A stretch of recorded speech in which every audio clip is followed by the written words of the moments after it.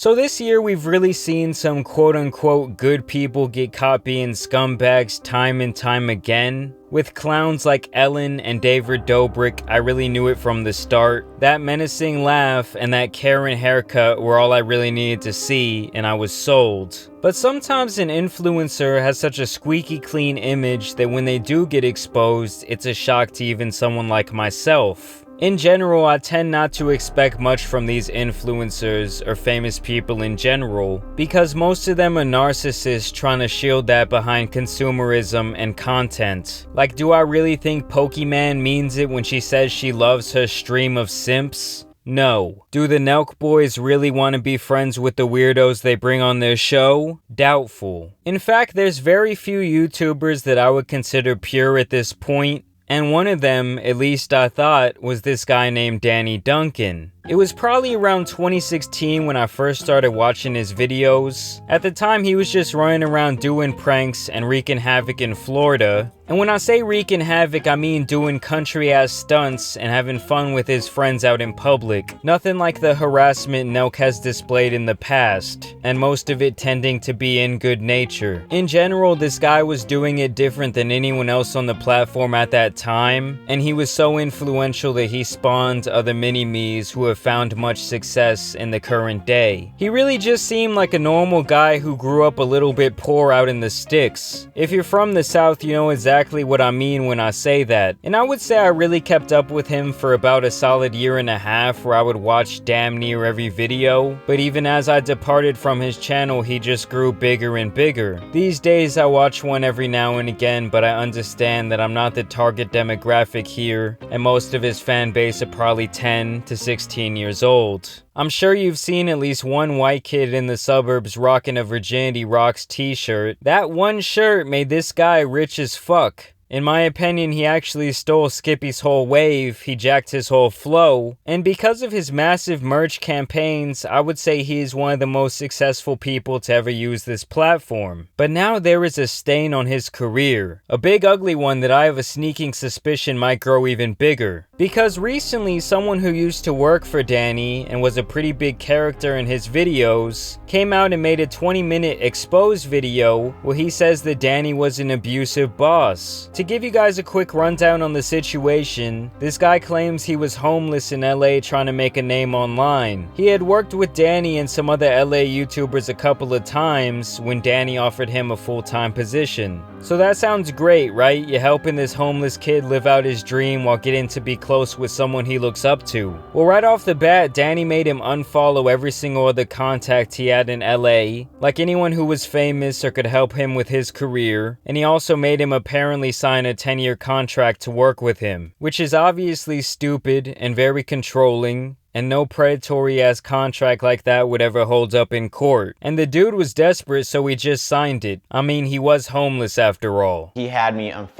all of them, which to me was really weird, and I didn't like it, but I was kind of like, crap. I'm with Danny right now. He's not gonna help me if I don't do what he says. And that's what I felt right there. Regardless, he still signed the contract, and he was happy he had what he thought was a great opportunity, but it quickly turns into a nightmare. Don't get me wrong, it seems like Danny did do a lot of good stuff for this kid, but in the end that doesn't give him an excuse for the alleged abusive behavior he had toward his employee. He says that Danny would beat on him whenever he wanted, that he was always the butt of every single joke, even off camera, and that at one point Danny even held him at knife point with the blade to his throat. All I saw was a big flash, like a big light, and he's just punching at me twice. He's just like bam, bam. And then there was other people downstairs, and at the time, like, what is going on? Did anyone just see me just get, like, I just got punched multiple times for no reason.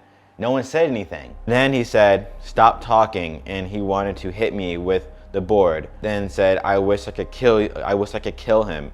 I asked him for a favor, next thing you know, he put a knife right to my throat.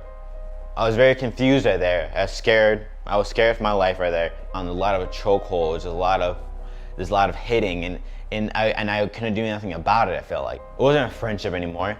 I was scared of this dude. The reason why I stuck around also, guys, I didn't want to be some wimp, but I also was scared. I also had nowhere else to go. And based on his video, he seems very traumatized by the events that took place. I mean, outside the knife thing, I would expect most of this behavior from an edgy 16-year-old who has a hard home life and takes it out on his quote-unquote friends. Danny, on the other hand, is an almost 30-year-old man allegedly doing all this weirdo shit to the very same people that he chose to hire. This is obviously not acceptable behavior for a boss at any level. There was a time when me and Kelsey were there. We were so scared of Danny that we had to literally eat this cereal outside. We had to be so quiet. That's how scared we were of Danny. Because I knew if I made any type of noise, I was so scared he was going to come down and beat me. And I think this guy legitimately gets off on embarrassing other people, because I remember there used to be this little Asian guy, Kevin, and he was always fucking with him, making him the butt of the joke before he eventually discarded him to the side. My theory is that the young audience thinks when someone gives their friend a car, or their mom a house, or a homeless person a makeover, that it makes them into the most pure and good influencer on the planet who could do no wrong. You have to understand that there was a lot of smoke and mirrors when it comes to people online in general, and kids need to understand that people aren't always who they portray themselves to be on camera. I mean, if true, this guy is no better than David Dobrik. I actually rank him higher than Nelk in the Scumbag Olympics. And giving someone a career, or anything for that matter, will never give you an excuse for treating them like shit. I just want to make that very clear. And I really do think this will pass over for Danny Duncan because the age of his audience. But let me know what you guys think about this down below. It's basically how to not be a boss 101, how to potentially fuck up your entire empire. So let me know what you think down below in the comments. As always, I do want to thank you guys for watching and subscribing today. And as you guys know, there's some other crazy YouTubers out here that need to be covered. So it's been your boy, the Tan Superman, and I'm out. Peace!